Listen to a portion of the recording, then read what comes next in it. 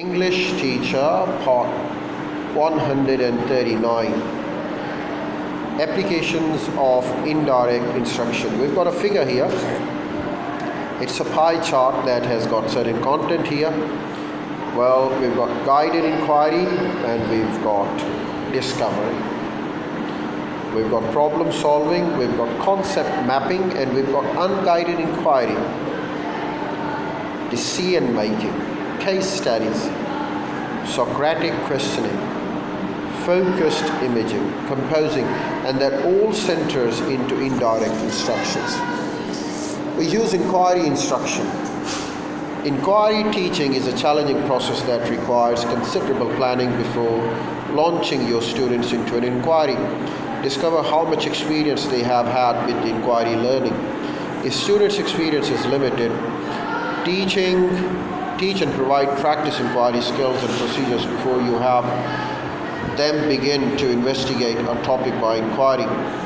You should ensure that the topics you select for investigation are curriculum related and that they are within the scope of your students' developmental skills. Remember that your content inquiry is a process of the experience of working through it, and you should also consider them. Well, there are some basic steps in using the inquiry model, and we can have them in the linear arrangement. Number one, set up the problem situation. Number two, provide experience to bring our essential elements. Number three, set up experience to bring out contrasting elements. Number four, learner forms concepts or generalization. Number five, learner applies concepts or generalization.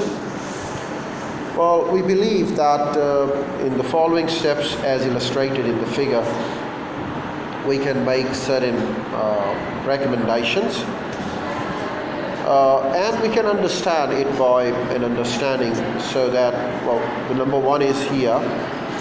Ask an open-ended higher level question, solicit and accept divergent responses and use probe and redirects. Avoid telling answers or suggestions that students must do next. Instead, act only as a clarifier or facilitator. Encourage and reinforce your students in taking more responsibility for making learning discoveries. Be supportive of their responses and suggestions and differing views on interpretations, but insist that they back up their comments with logical evidence. Teach your students how to phrase or write the concepts, principles, or generalizations that they are forming. Encourage them to act current, verified best answers rather than not acting until they find ultimate truth, understanding that additional evidence may lead to a new best answer.